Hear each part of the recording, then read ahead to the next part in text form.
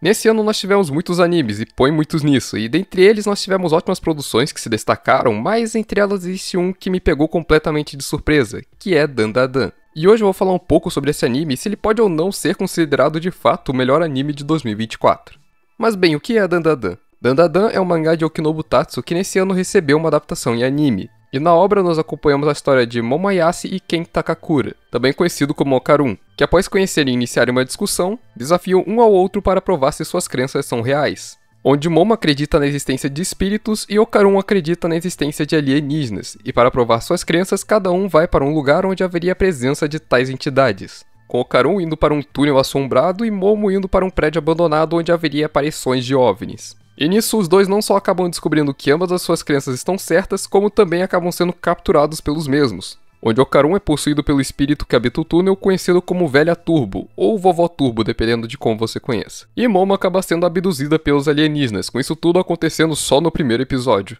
E bem, só com isso nós já temos uma leve noção da loucura que vai ser esse anime, pois só nesse início ele já estabelece muito bem a base do seu universo, onde nele não só vão existir alienígenas ou espíritos, mas também muitas lendas e mitos da nossa realidade, que é uma das coisas que eu mais gostei em Dandadan, pois a obra aproveita desses diversos mitos e conspirações para criar a trama de sua história, utilizando principalmente de mitos e lendas japonesas, o que faz sentido, afinal é um anime japonês, trazendo conceito como o caso de yokais e espíritos, que é o caso da Velha Turbo. Sim, se você não sabia, a Velha Turbo de Dandadan é inspirada em uma lenda real do Japão. Pois é. Mas também a obra utiliza de muitas lendas urbanas e conspirações, trazendo elas como algo verídico dentro do seu universo. Com outro exemplo disso sendo o caso dos alienígenas, que seguem alguns estereótipos, como a abdução de pessoas e, sei lá, discos voadores. Mas também às vezes sendo mais específicos, como por exemplo o alienígena do segundo episódio, que é inspirado em um relato de um homem que viu um extraterrestre similar, onde o próprio Okarun reconhece esse alienígena e cita o caso da vida real. O que é muito massa, pois ao mesmo tempo que o autor traz essas referências, ele ainda consegue ser muito livre em como utilizá-las dentro da obra.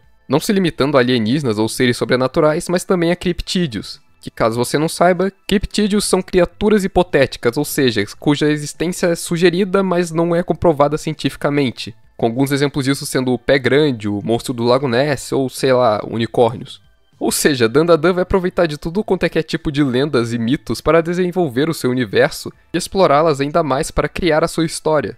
E além disso, todo o anime apresenta do início ao fim uma produção impecável, sendo animado pelo estúdio Science Saru, que sempre foi um estúdio muito mais experimental no quesito de explorar diferentes formas de animação na produção de seus animes, e que também já é muito bem reconhecido por fazer ótimos animes, como por exemplo o anime de Devil May Cry Baby de 2018 e o mais recente anime de Scott Pilgrim. E é incrível como esse estúdio não consegue fazer um anime ruim. Sério, eu acho que atualmente o Science Saru é um dos meus estúdios de animação preferidos, porque toda obra que eles pegam pra fazer fica muito boa. Onde eu sempre sinto que eles conseguem transmitir bem as intenções e a vibe da obra original. E obviamente em Dandadan não seria diferente. Todos os episódios são muito bem animados, onde parece que o estúdio teve maior liberdade na produção, seja se utilizando de uma animação mais cartunesca em seus momentos de comédia ou de mais calma, ou em sua cena de ação, conseguindo utilizar de movimentos fluidos junto de uma direção e composição que realçam e aprimoram em muito a sua qualidade. Além de conseguirem utilizar muito bem da mescla entre 3D e 2D, onde eles utilizam o 3D principalmente nos cenários, mas também na animação de certas criaturas, como é o caso do Jibakurei, o caranguejo gigante lá da Velha Turbo, ou o monstro do Lago Ness / Godzilla, sei lá que lagarto é esse, que às vezes são feitos em 3D, mas a forma como ele foi utilizado foi tão bem feita que se mescla perfeitamente com 2D a ponto de você ficar na dúvida se, caramba, eu tô vendo algo em 2D ou em 3D? Além disso, algo que eu gostei muito foi a forma como eles utilizaram a composição de cores do anime, conseguindo utilizá-las muito bem, seja para transmitir as emoções ou sensações dos personagens e do ambiente, onde algo que eu vi algumas pessoas reclamando, embora eu tenha gostado bastante, foi o uso de filtros de cores específicas para cada entidade sobrenatural. Por exemplo, quando eles vão enfrentar a Velha Turbo, a cor predominante é o vermelho. Quando eles vão enfrentar o alien do Sumo, a cor predominante é o preto e branco. E quando eles vão enfrentar a Acrobata, é o rosa. E algumas pessoas não gostaram justamente porque essas cores acabaram ficando muito destacadas e acabaram gerando uma certa estranheza para elas. O que sinceramente não me desagradou, pelo contrário, eu gostei desse uso das cores justamente porque elas demonstram que naquele momento aquela criatura é o ser predominante dentro daquele espaço. Logo, as cores mudaram para a cor característica da criatura, ressaltando que naquele momento ela é que é a ameaça maior dentro daquele espaço. E quando essa criatura deixa de ser uma ameaça ou os personagens saem do ambiente em que ela está, as coisas voltam a ter uma coloração normal. Mas eu também compreendo quem não gostou muito desse uso de cores, já que algumas vezes pode sim acabar gerando uma certa estranheza.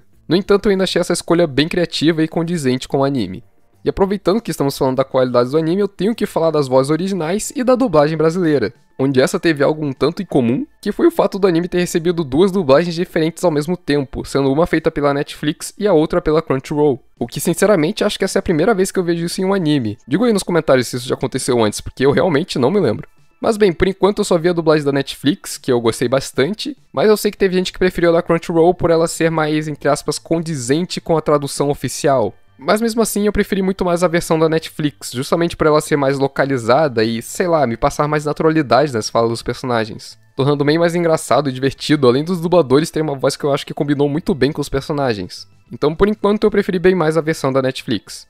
E as vozes originais em japonês também estão muito boas. Pô, nós temos a dubladora do Luffy fazendo a voz da velha Turbo, cara, isso é incrível. Mas além de tudo isso, algo que Dandadan fez muito bem foi a sua comédia e ao mesmo tempo a forma como o anime se utiliza de seus momentos de maior seriedade, onde ele consegue alternar muito bem entre um e o outro, com Dandadan utilizando muito do absurdo e da naturalidade para construir a sua comédia, seja nos diálogos entre os personagens ou nas situações em que eles se colocam, onde a animação consegue aproveitar para se tornar mais, entre aspas, cartunesca ou mais livre nesses momentos, o que só torna tudo ainda melhor. Mas mesmo que Dandadan possua muita comédia, o anime ainda consegue ser sério quando necessário, principalmente quando diante das criaturas, onde o anime consegue passar uma maior tensão e desconforto quando precisa, conseguindo mesclar bem entre os momentos de maior seriedade e maior descontração.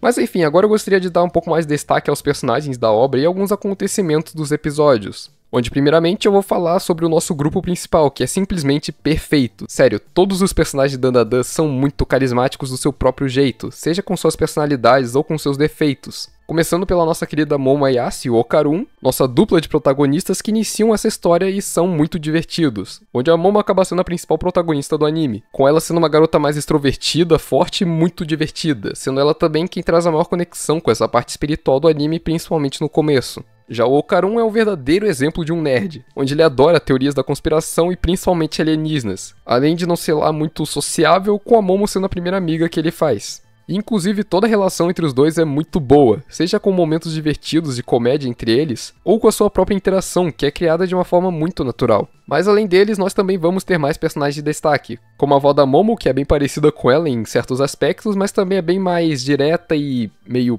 poucas ideias, mas que também é uma médium e quem vai acabar trazendo mais explicações sobre o sobrenatural junto com esse gatinho aqui, que eu só não vou dizer quem é por conta de spoilers maiores, mas é alguém bem importante pro grupo e pra trama como um todo. Além disso, nós também vamos ter mais personagens, como é o caso da Arya, que é meio irritante ali no início, já que ela se acha a escolhida, literalmente, ela acredita ter sido escolhida por Deus e por isso ela é incrível, mas com o tempo ela também se torna uma personagem bem divertida e que passa a fazer parte do grupo principal. E toda a construção desse grupo é tão boa que você realmente se diverte com eles, principalmente por esses personagens serem bem humanos. Cada um deles vai ter os seus defeitos e forma de agir própria que casa muito bem com o grupo e que se desenvolve junto de cada um.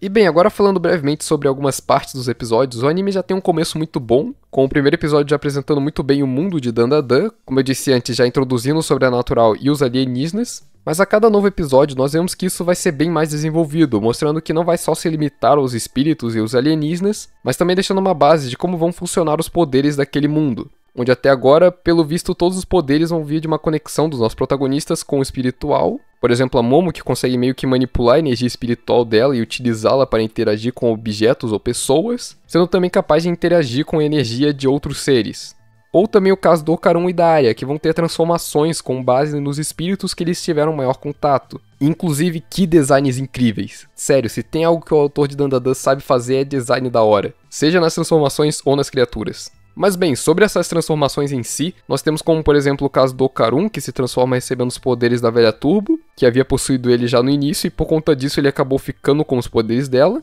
Ou a Arya, que recebeu a áurea do espírito da acrobata e por conta disso recebeu os poderes dela, onde os dois vão também receber uma aparência com as características similares às dos espíritos que eles se conectaram de alguma forma. E aqui tudo indica que essa parte dos poderes de Dandadan vai ficar mais ligada com o lado espiritual, mas vai que lá pra frente aparece um alienígena no grupo e que dá poderes pra eles ou algo do tipo, não sei, eu não li o mangá. Mas em meio aos episódios nós vamos ter muitos momentos incríveis de ação, onde pra mim o maior destaque disso é a corrida contra a velha Turbo, onde o Ocaron e a Momo têm que fugir dela e do Jibakurei, que é esse caranguejo gigante que tem ligação com a velha Turbo, proporcionando uma sequência de ação impecável da corrida deles, onde principalmente depois nós temos o maior contexto sobre a velha Turbo, trazendo uma característica bem pesada do passado dela, de que ela habita aquele túnel, pois lá era um lugar onde houveram muitas mortes de mulheres, o que veio a criar o espírito do Jibakurei, que seria uma amálgama dos espíritos dessas mulheres que não conseguiram achar a paz. E a velha Turbo, na verdade, começou a habitar aquele túnel justamente para impedir que coisas assim aconteçam novamente, não sendo à toa que ela ataca especificamente homens. Trazendo um contexto de que, embora ela seja um espírito maligno, a origem dela está totalmente ligada às injustiças e crimes cometidos pelas pessoas.